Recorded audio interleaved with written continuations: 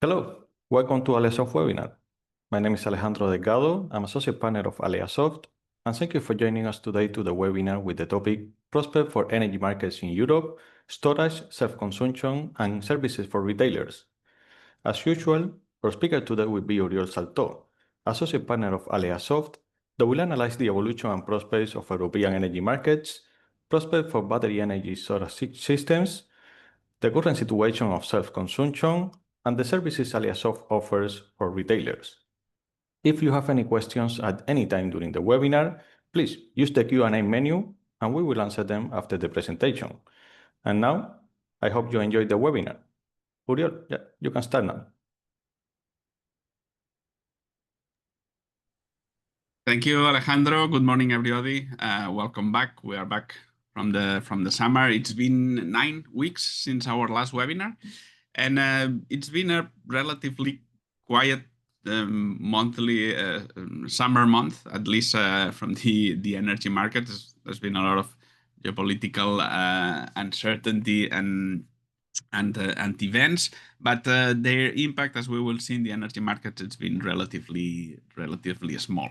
Maybe only a CO2 market, it's the one that it's showing some interesting behavior, at least. But okay, let's see. Let's start. As always, I will start with a brief introduction of the company and the services that we provide. In case you don't know us, we will do our review of all the energy markets and the futures markets and what are they telling about what the Asians are seeing now for the future. And then we'll talk a little bit about energy storage, self-consumption, and also some of the services that we provide to retail companies.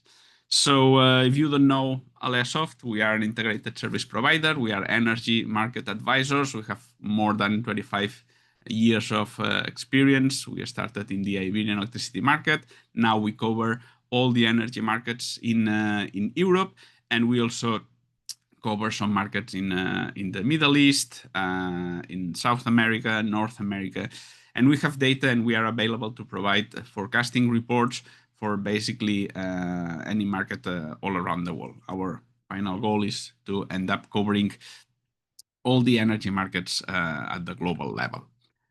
The methodology that we use for forecasting and modelizing energy markets is our own methodology developed by ourselves 26 years ago, specifically for forecasting in the energy sector. The 3 main points that we always like to stress about our methodology is that it is a completely scientifically based methodology. It's a hybrid model combining statistical techniques coming from the statistical classics. Let's say we have regression, time series analysis, econometric models, and all of these combined with more advanced techniques coming from the machine learning and the artificial intelligence. We use recurrent neural networks, and all these hybridizations of different models give us very coherent, very robust results. And the consistency of our forecast from one delivery to the next on each update of the forecast is one of the main aspects that our customers like and emphasize about our methodology. And well, it's the methodology that we have in use now for more than 26 years. We started in the Iberian electricity market and now covering all the energy markets at the European level and some other markets at the global level. We have a very wide range of services that we provide, covering basically all the needs of any company in the energy sector. To make them easier to explain, we divided them into 6 divisions. We have Alea Green for long-term forecasting. This is hourly price forecasting, hourly price simulations up to 30 years ahead. Alea Blue covering all the short-term and mid-term forecasting for daily operations, for hedging strategies, etc. Alea Storage, where we provide forecasting, revenue forecasting services for batteries, for pump hydro stations, anything related to energy storage. Now, under Alea Hub, we have a couple of marketplaces for PPA. So if you are a project looking for an off-taker, or you are an off-taker looking for a project, we have among our clients, we have several opportunities for you to look at it. Also, if you are selling or trying to buy an energy project, we also have a marketplace for that. Under Alea White, we provide different information for the energy sector. We do regularly these webinars. We also regularly publish news and reports in our website, at least 3 or 4 each week. So basically anything relating information on the energy sector, being it energy markets or any specific topic on the energy sector. And under Alea Consulting, basically providing any consulting services that any company in the energy sector may need. So with this wide range of services, we basically can cover the needs with producers on one side, consumers on the other side, and then operators, retailers, utilities, EPCs, traders, investment banks, investment funds and banks, and also operators being these TCOs, DCOs, etc. Okay, so let's start. As always, we start with the prices of the Brent oil. And if we look at the evolution of the prices in the last week, so our last webinar was here more or less in the middle of July. Since then, we've seen some volatility, but in general, there's no clear trend. So it's been, as I said, relatively quiet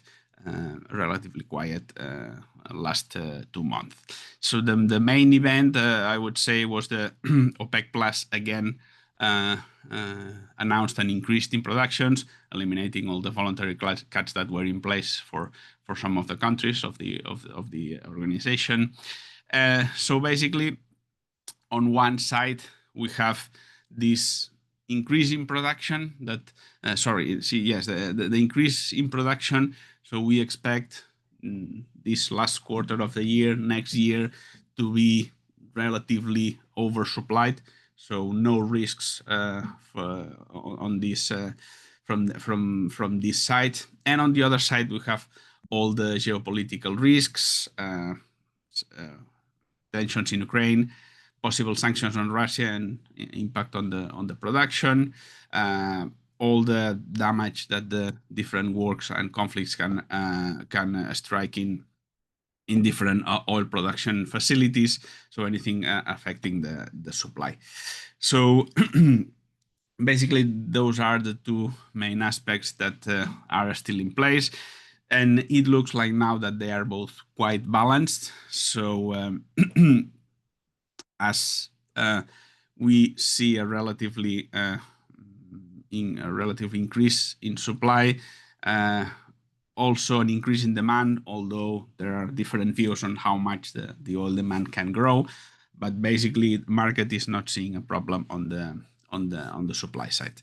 And on the other side, we have all the risk coming from geopolitical uncertainty in general. So no clear trend on where the prices are going to go in the coming month, but some volatility may be expected. So I would say that the picture that we are seeing right now in the last weeks is more or less what we could expect. Obviously, there is also the upside risk of something quite important happening at the global level. But if not, this kind of stable prices within some expected volatility is more or less what we could expect in the coming weeks and months. And as I said, on the supply side, we are seeing continuous announcements on increased production. On the demand side, there is not a clear picture on how the demand is going to go. On one side, we have the expectations of the OPEC countries. They've been always being very optimistic about the increase in the production. They see, the increase in the demand.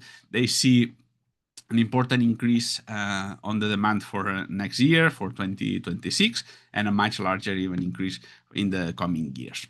On the other side, we have the expected growth coming from the International Energy Agency, and they've always been more pessimistic. So while OPEC countries have been increasing their expectations on the growth of oil demand, the International Energy Agency is being decreasing them. So they are right now quite separated with 4 million barrels per day. So, and this is what is putting downwards pressure while OPEC is increasing their production. They are announcing that they're increasing their production. The expected growth on oil demand is not really clear. So this is what puts downwards pressure on prices, while the geopolitical risk it's putting upwards pressure on the other side. Okay, let's move to gas. The one of the main topics always is how the gas storage is going in the European Union. So right now we are at 81% compared to last year. We were more than 10 points above that, 93%. So we are still clearly below the last year and below the last 5-year average. The target, it used to be 90% by the 1st of November. Recently, it's been made a little more flexible, so it's still 90%, but now it can be achieved between the 1st of October and the 1st of December. So we have some margin in that, and even if the market conditions are very are very unfavorable, this could be reduced at 10%.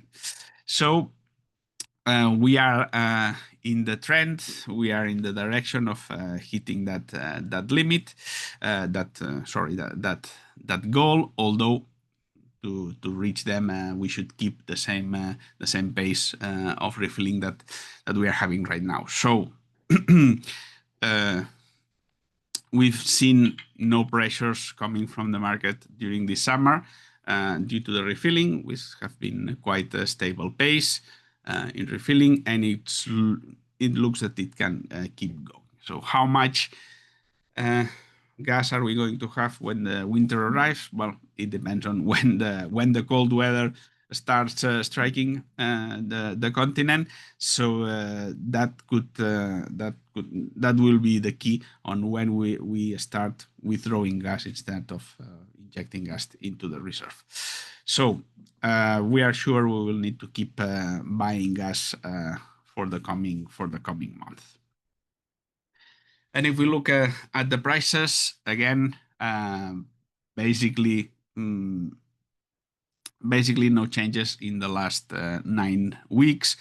Very stable prices, just above 30 euros. It's been between 30 and 30. At some point it reached 35, 37, something like that. Very quiet, summer. Right now it's at 32.58, so well within the range that we have been moving during during this summer.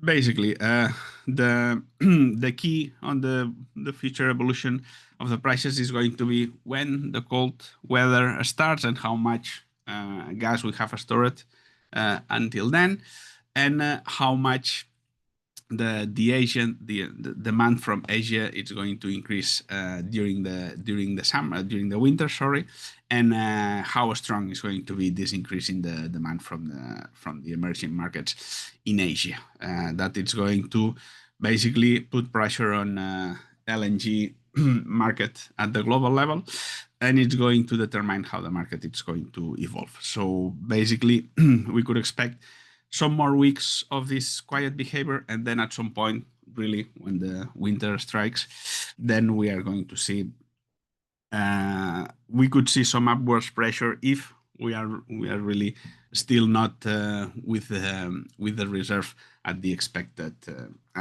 level of 90%. And then during the winter, who knows? Depends on how low the temperatures are and how rapid we are withdrawing gas from the reserve. From the supply side, it doesn't look that there's going to be much problem. Most of the gas coming from the United States. So the key during the winter is probably going to be how strong is the demand and how much energy we have stored until then. So let's see. We could expect, as I said, relatively stable prices in the coming weeks, but at some point we will start to see what happens during the winter. CO2 prices. Well, this is probably the most exciting graph that I've shown until now. So after the last webinar in mid-July, so prices stayed within that 70 euros per ton that we have been seeing during several months, and then they started increasing. It's interesting to see how this market is usually widely coupled to the gas market, because there's a relation on there's a relation within how much gas is used depending on the gas prices, and then that makes using more gas or more coal for electricity production, and that has an impact on how many allowances they are needed. So there are markets that are relatively coupled, but we have seen how gas prices have basically stayed in a very narrow range of prices, while CO2 prices at some point decoupled from the gas prices, and now they are showing a clear upward trend, and now they are above the 75 euros. Right now they are at 77, nearly to 78 euros per ton, and basically we have seen some investment funds are again buying more allowances than selling them in this market. This is a market where investment funds are especially attracted, because it's a market that is designed to have increasing prices over time. We know that at the long term, prices must be much higher than that. So in the short term, we can see upwards and downwards trend, but we know that at the long term, there has to be an upwards trend. So probably this is something that we should expect. If for some time gas prices are not going up, at some point CO2 prices are going to go up anyway. So basically, also following the general market sentiment, industrial stocks, stock market is going up. So CO2 prices look like they are following this trend. And as I said, at the long term, these prices are expected to be much higher. Each year, the supply of allowances is going to be reduced. So it looks like the market is already priced in the reduction in the supply that we are going to see next year in 2026. Okay, now let's go and see the evolution in the electricity markets. I always use this opportunity to show you our online database. This is one of the services that we provide to our clients. And it's basically an online database with all the data that any company, any professional in the energy service may need at some point. So even if you are an analyst, a trader, investor, journalist, a CEO, a CFO, a CIO, basically any professional in the electricity sector needs a lot of data. Data is power, and I would say that in the electricity and the energy sector in general, it's even more true. So here in this online database, we are basically continuously adding new data, basically anything related to energy markets, electricity markets, all the variables impacting the electricity markets and the energy markets, the gas markets, the CO2 markets, also information about futures markets, some macroeconomic data, basically anything related with electricity markets, energy markets, gas markets in general. So having a look at the European electricity markets, what we see here is the monthly average prices since 2022. The last full month that we have are August and also July, because in our last webinar we saw June as the last month. So basically, prices kept increasing in July. France increased by 42%, Germany 37%, Belgium 27%, UK 16%. Italy and Spain were the ones that increased the less. Italy just increased 1%. Spain decreased by 4%. But basically, in general, was an upward trend. So basically, temperatures in July increased. That was one of the main drivers increasing the prices. Then in August, prices stayed more or less at the same level. In general, they decreased a little bit. On average, they decreased 10%, more or less in all these countries.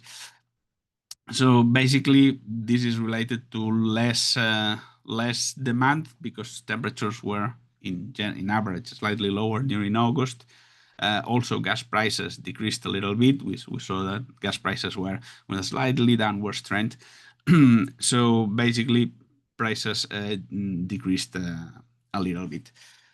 France is again since June the market with the lowest prices. It's been for most of 2024 and 2025. Also, Spain have been the lowest with during some months. Now it's France again, and Italy is always the one with the highest prices.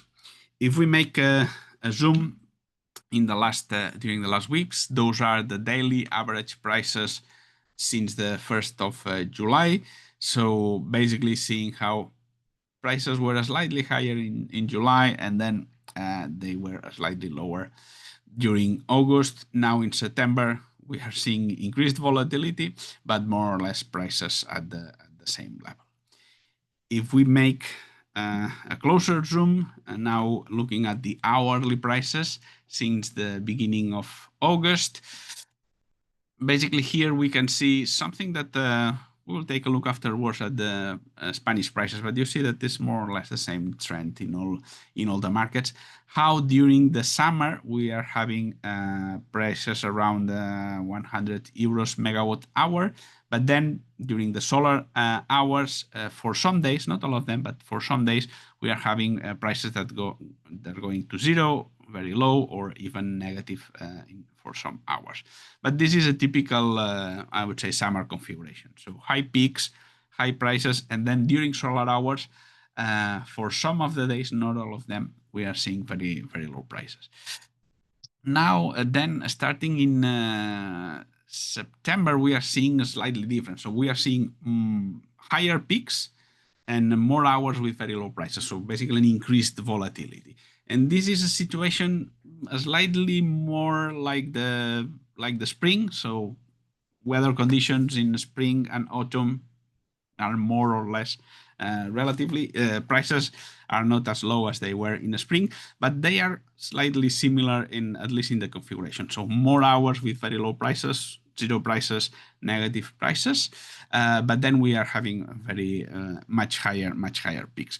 If we look at the specifically at the prices in the Spanish electricity market, this is since the beginning of March. Here we can see the differences in the different patterns in different weather and the different season conditions. So until mid-March, we are seeing prices typically from winter. So basically very high prices during to low temperatures, and also the minimum prices are quite high. During spring, we have already talked a lot about it. Very low prices with lots of hours with zero negative prices. Then during the summer, again, prices are much higher, and we are having some hours with very low prices, but they are not as low as they were in the spring, and they are much less hours that have very low prices. And then now in autumn, we are having somehow a merge between summer and spring. So we are having a lot of hours with very low prices, but we are still having very high prices for the rest of the hours. So different weather conditions, different season conditions that have obviously an impact on the electricity prices, basically because weather impacts the temperature, weather impacts the renewable energy productions, mainly solar. So basically, this is having an impact on electricity prices. And just to see how has been the summer in this is in Spain. In blue is electricity demand, and in red is we have temperatures. So we have the first heat wave at the beginning of late June, beginning of July. Very high temperatures, very high demand. We had another heat wave, even slightly higher, but then in August, in this case, due to the laborality, we are in a holiday season, so demand was lower. So here we can see another impact on electricity demand. One is weather and weather condition, and the other is laborality. You know, how much, if depending if we are in a holiday, in a weekend, or if we are in a holiday season.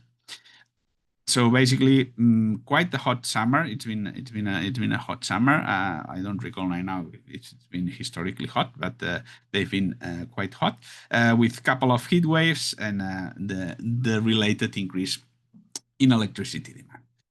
Okay, let's go to to the slides, and let's keep going in our review regarding the number of the number of hours with zero or negative prices. I've been showing in the webinars how the number of hours of negative or zero or negative hours that we are having in different electricity markets are compared to the same period of previous years. So those are the number of negative hours for each year until September 18th. So for each year from the 1st of January until September 18th, Spain, France, Germany, Italy, and UK.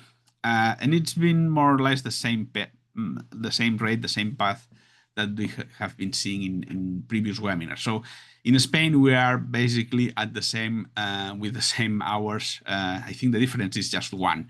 The same hours that we have had until this date in last year. So probably by the end of the year, we are going to have a very similar number of hours with zero and negative prices.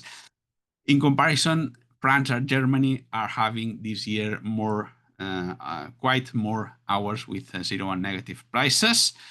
UK is still more or less at the same level as last year, and Italy with very few hours with zero and negative prices, but still some more hours that they had in last year that I think it was zero. So even if it's 5, it's a lot more than what they were having last year. The number of hours with zero price or negative prices it's quite important. It's one of the forecasts that we do at the long term, because they have this number of hours has quite an important impact on PPAs, for instance, that they have a special treatment on how the price is liquidated if the price for that hour is zero or negative. So it's an important data, an important forecast to know how many hours with zero or negative prices are going to be in the future. About the capture prices in Spain, with capture prices with solar PV energy, right now we are slightly lower than we were in the last week. So in the winter we had much higher capture prices, similar prices during the spring. Now during the summer we are having lower prices. On one side because market prices are lower, and also because the capture rate it's being slightly lower. Year to date, compared to the same period of last year, this year 33.4, last year 35.2. So we are below the prices that we had last year, although we are more or less at the same level. On the other hand, wind prices this year, capture prices by the wind are being clearly higher, mainly because during the winter we had much higher prices. During the summer, they have been more or less at the same level, slightly lower, but in the year so far, close to 60 euros per megawatt hour. Last year, same period, 43 euros megawatt hour. So clearly above the levels of the last year.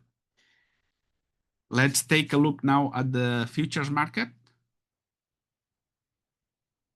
So what are the market agents seeing right now, or what price are buying and selling now the energy that's going to be delivered into the future. This is the forward curve for the Brent oil market.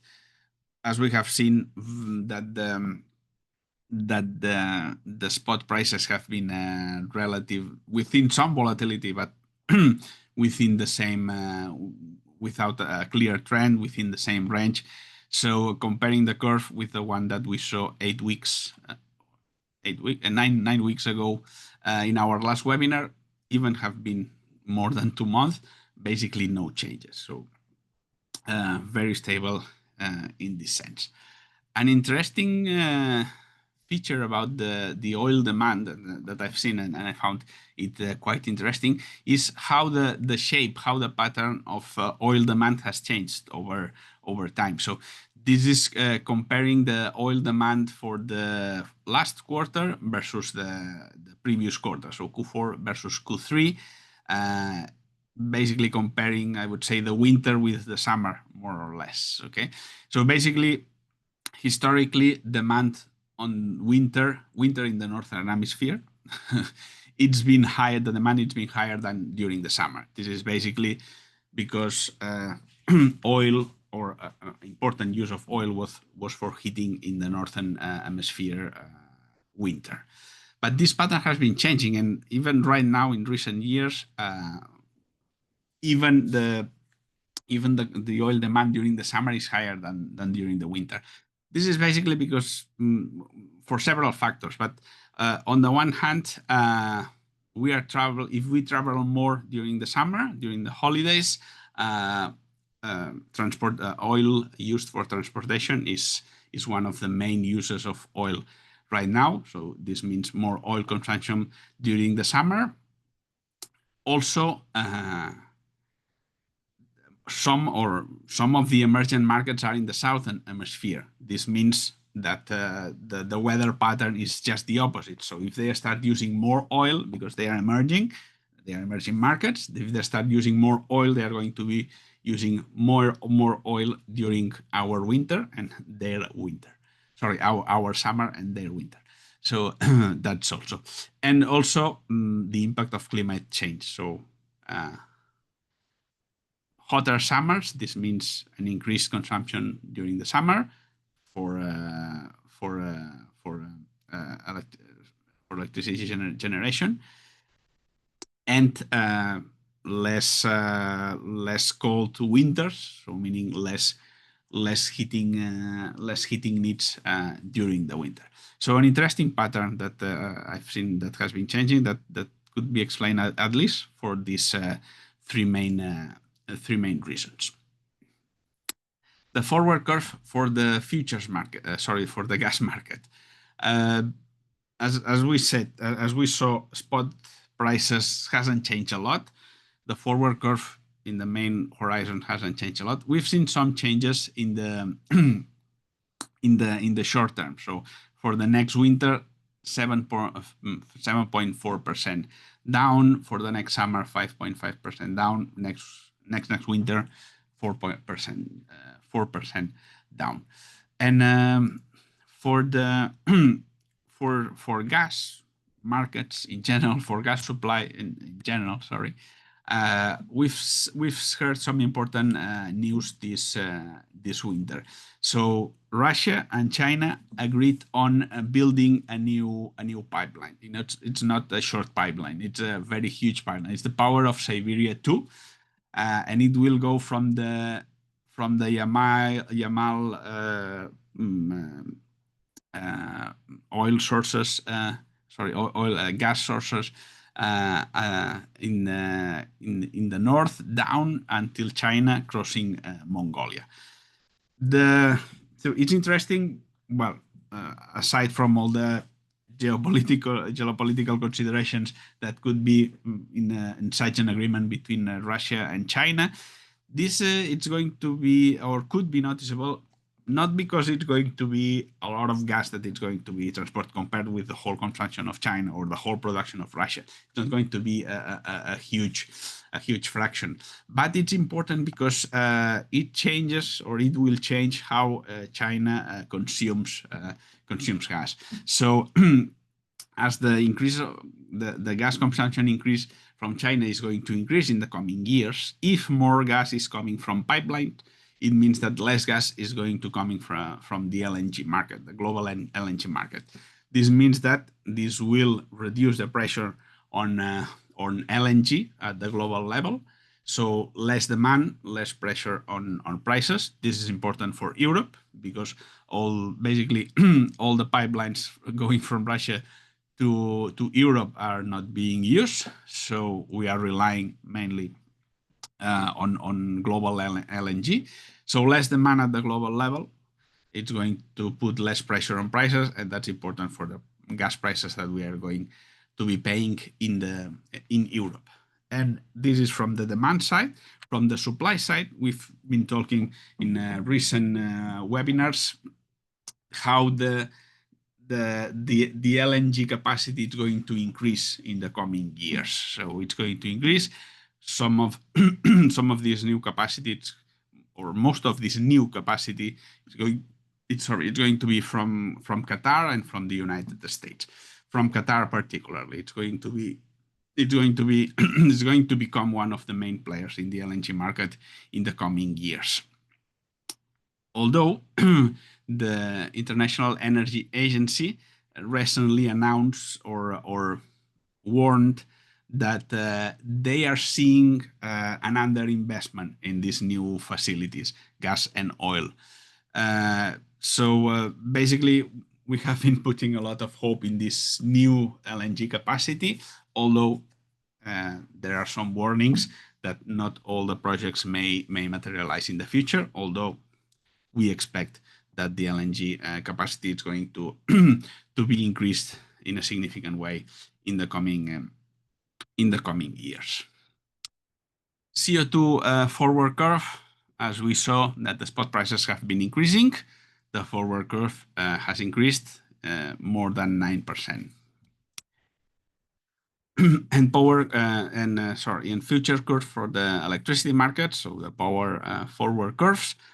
Basically, small changes. One interesting feature is that now the future prices for Cal 26 and Cal 27 for France are lower than the prices for Spain. So this has been the main change. So while as you can see, the trend is in Spanish market is lowering, also in the French market.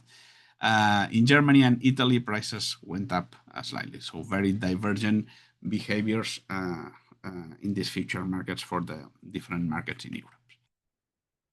Okay, to summarize, to summarize this first part of the webinar, the main key takeaways, basically, Brent oil have the downside risk. So on the downside part, more increased supply, and the upside side of the risk, the upside risk, all the geopolitics and everything that could impact the supply facilities. Gas prices very stable, storage level are increasing, so we could expect, if nothing happens, nothing important happens, we could expect prices to remain at these levels up to the point when we enter into the winter. CO2 prices have been increasing. It looks like the market is already pricing in all the reduction of supply that we are going to see in the coming years. Electricity market prices, we saw how prices peaked in July, and how the pattern of hourly prices have changed now that we are leaving the summer, entering in this fall autumn season. And for the next years, in the last 5 years, we have seen how the renewables, mainly the solar photovoltaics, has exploded. It's been quite a revolution. We see something similar for the batteries and energy storage in general for the coming five years. We will see. Until up to 2030, we are expecting a very important increase in energy storage capacity, mainly batteries for their flexibility and the possibility of rapid development. We will talk a little bit about batteries afterwards. And at the very long terms, well, prices and the energy system is going to be dominated by renewable energy, renewable energies, the energy storage capacity, and the hybridization of both, and also new demand coming from data centers, hydrogen production, and the electrifications of industry, transportation, etc. All these will be the key players in shaping the energy markets at the long term. Okay, let's move to the second part. It's going to be relatively short. I just will give you some updates on energy storage, some updates on self-consumption, mainly for Spain, but it's quite general. The evolution is quite similar in most of the European markets, and then show you some of the services that we provide for retailer companies. So grid access capacity. So why we are saying that we are going to see this kind of explosion of in the storage capacity in the coming years? Well, one fact is based on that we know that we need them, that we need capacity to store energy in order to be more to have more manageable energy grids. Also, in order to to put or to being able to manage and put more intermittent renewable energy to match the demand. So we know that we need that we need batteries in the near future. And another fact is that all the permits, all the batteries installations that are asking for access to the energy grid. So right now in Spain we have 10 megawatts of grid access for batteries, close to 20 gigawatts for hybrid plants. Hybrid plants could be any combination of technologies, but basically it's usually wind and solar, or solar plus battery, or wind plus battery. With access already granted, we have more than 9 gigawatts of batteries. So already granted permits for more than 9 gigawatts of batteries, and for close to 7 gigawatts of hybrid plants. Still with pending, so they have asked for access, but the resolution is still pending, more than 16 gigawatts and 2.3 gigawatts for hybrid plants. If we add everything, so the ones that we have already installed, the one that have already the access granted, and the one that they are pending and still waiting, they add up to more than 25 gigawatts of batteries and 28 gigawatts of hybrid projects. Obviously, not all these gigawatts with already granted access are going to end up being built, but we can be pretty sure that it's going to be pretty much most of them, not all of them, but most of them. Not all the ones that are pending are going to get the access granted. Not all of them are going to reach, but the size, the magnitude of these values are clear. So it's clear that we are going to see a lot of new batteries, energy storage projects in general in the coming years. If we look at the installed capacity, not the grid access capacity, but the installed capacity, right now we have 26 megawatts of batteries installed in Spain, in peninsular Spain, peninsular system.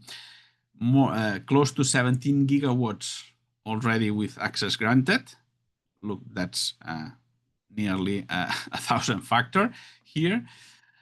17 gigawatts with they have asked to be to be installed, with some everything close to 34 gigawatts of batteries. This is well beyond the goals that the Spanish energy plant have for 2030. For 2030, the goal was around 9.4, 9.5 gigawatts. We are talking that if everything goes smooth, they can be nearly to 34. Even if being half of that, it's going to be way beyond way beyond the goal for 2030. So we are pretty sure it's going to be something similar that we saw for photovoltaics. We were expecting a lot of photovoltaics, and we get twice as that. So what we would say a clear revolution in this sense. I already showed you this during our last webinar, just to show you the role that batteries, one of the roles that batteries play during in the energy mix. So when the sun goes down and the demand goes up in the evening, then batteries are filling this hole in the electricity mix. This is for the Californian electricity markets, where they have a lot of batteries. So you can see they are a huge chunk of the of the electricity demand during the evening. One of the roles that batteries are going to play in the electricity mix. One of the main things that we need for batteries to be profitable, in order to make sense, in order to put money into new projects, are the price spreads within a day, in order to make this price arbitrage role that batteries are going to have in the electricity markets. Updated until until September, so September month to date. We have seen sustained spreads for 1, 2, and 4 hours above 100 euros megawatt. So quite clearly, for the coming years, will not be unrealistic to say that price spreads could be within the range of 100 euros megawatt hour, which are very attractive for a battery. Price spread of 100 euros, it's very attractive. That was for Spain. That's for Spain. For Germany and France, similar patterns. Although the spreads can be slightly different. In Germany, we can say that they can easily reach 150 euros, most of the month above the 100 euros megawatt hour. So for the coming years, expecting price spreads within this range, it's not unrealistic. France, slightly lower. They not always reach 100 euros megawatt, so maybe more on the 70s, 80s, 90s euros megawatt hour. Still very, very attractive for a battery projects. So, and with our division Alea Storage, we can provide services for batteries and energy storage system in general. Based on the long-term projections, we can provide revenue forecasting at the long term, revenues coming from wholesale markets and the price arbitrage, revenues coming from the participation in the ancillary services, the component of the capacity market in the countries where this capacity market is available, and with the short-term forecast of Alea Blue, we can provide all the needed information for the daily operation of the battery. So demand forecast, price forecast for the ancillary services. So basically all the information to take the decisions for every hour or every 15 minutes that the markets are going to be in the future. So basically we can provide and modelize and provide forecasting services for standalone batteries, but also hybrid projects, hybrid wind plus batteries, solar plus battery. And we have done more than one project hybridizing solar PV, wind, and also batteries. So it's not uncommon trying to hybridize as more technologies as possible. So you are more robust. You can provide more stable profiles. So this is also an advantage if you are trying to sign a PPA. If you can provide something as closer as possible to a base load, that's going to be a huge advantage on your side when trying to set the price, for instance, for the PPA. And looking at the projects that we have been doing recently, what's the benefit of adding a battery in your existing PV plant? basically we have analyzed, we have modelized that prices can go so not prices, sorry, revenues can grow up, can increase by 40% if you use a 2-hour battery. It can be slightly higher if you use 4-hour batteries, but it depends a lot on the characteristics of the power plant, the location, the grid capacity. So it depends. But up to 40%, it's a very average number that we have seen coming from the selling of the energy in the day-ahead markets and intraday's market. So basically, storing the energy that you would sell at very low prices during the solar hours and putting them in the peak prices in the evening, in the night, in the afternoon. So basically, making this price arbitrage, you can increase the revenues up to 40%. Then you have to take into account that depending on your strategy, depending when the project starts, you can also get significant additional revenues from the ancillary services. So we've seen that most of the projects that we have seen are really profitable with IRR values very, very attractive. Okay, some words about self-consumption. How are the numbers going in Spain? So we already have numbers for the first half of 2025. Installed capacity, it's been increasing. It increased a lot in 2022, 2023. Now, obviously, it's just half year, but we see how how this rate of increase is decreasing. So right now, until the first half of 2025, 9.2 gigawatts of installed capacity for PV self-consumption in Spain. And as I was saying, if we look at how much capacity is added each year, it peaked in 2022, and now it's been decreasing. So this was in the peak of the energy prices crisis. So obviously, very attractive to install self-consumption at your home, at your industry. But obviously, as prices have been going down, it's less attractive for the industry. So the industrial sector is where this installed capacity each year have been decreasing the most, 23% this first half of 2025 compared to 2024.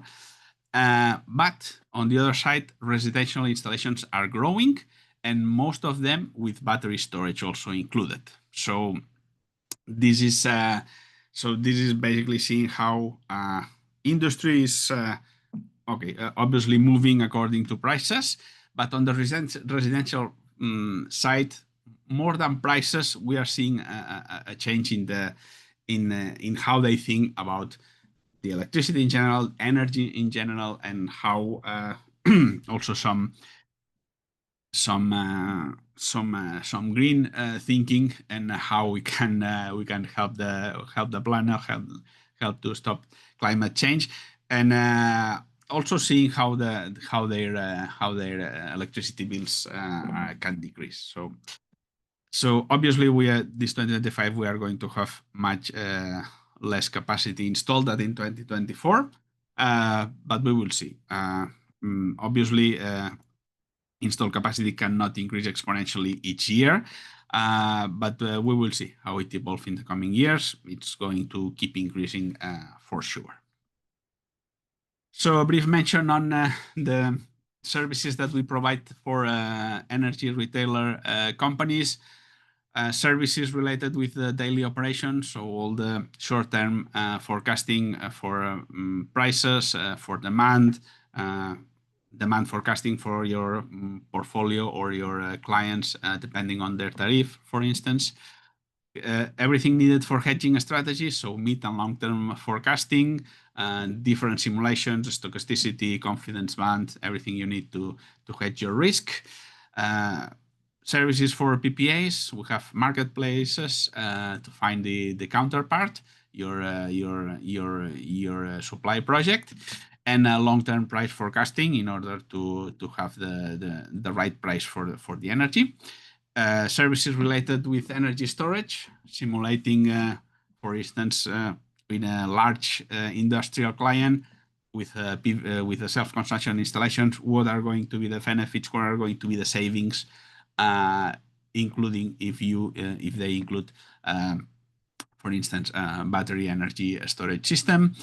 And then the services, the information services, our energy database with everything, all the information needed from markets, from electricity systems, where you can customize the notifications about the increase in demand, in prices, in renewable productions, and it can be easily integrated with your current systems of information. Okay, so that's it. Just let me invite you to our next webinar. It's going to be in in October. We are going to have as invited speakers Deloitte 1 year more. I think it's going to be the 5th or the 6th time. They are every year with us, talking a lot about financing, talking a lot about asset valuation. Very interesting each year. It's a masterclass about financing and renewable energy projects. We will be talking also about battery energy projects. So very interesting if you can attend, of course. So that's it. Thank you, Alejandro.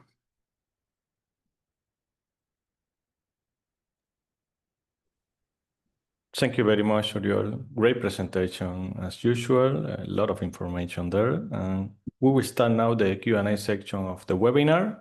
I will answer some questions regarding the online data platform that Oriol showed.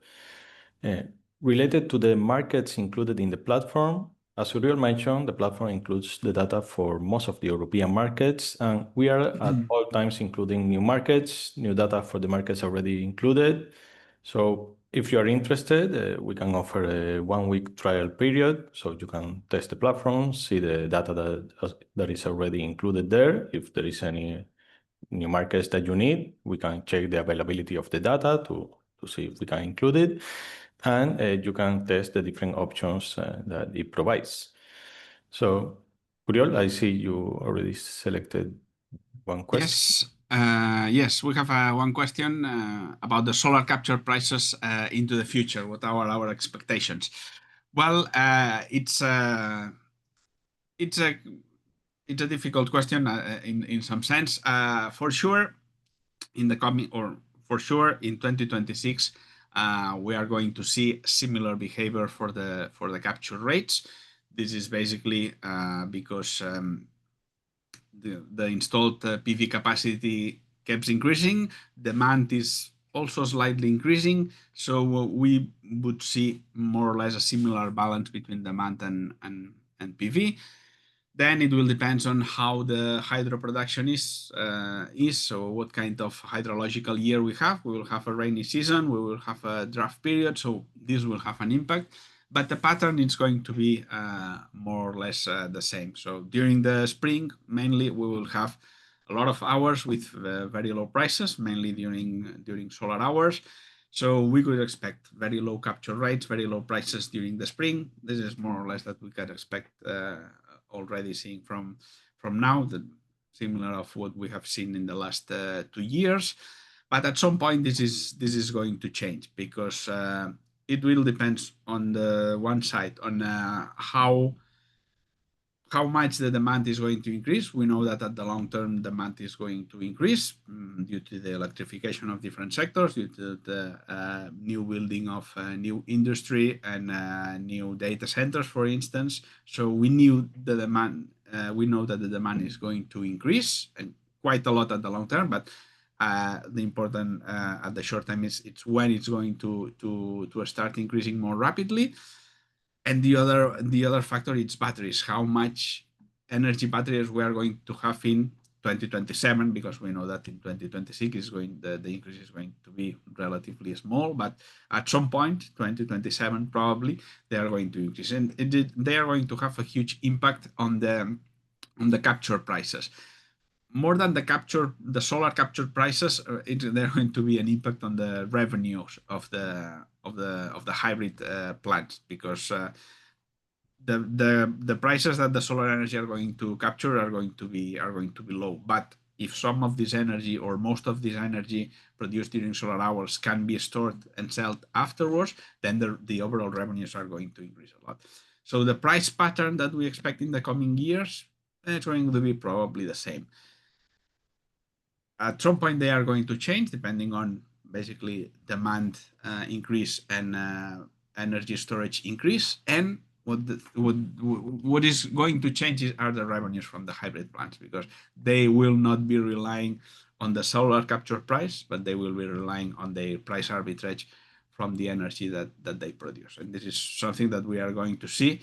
I would say most of the new renewable energy projects that are going to be put in place in the coming years, they are going to go always with some battery energy storage capacity, because it's going to be the key in the revenues at the long term.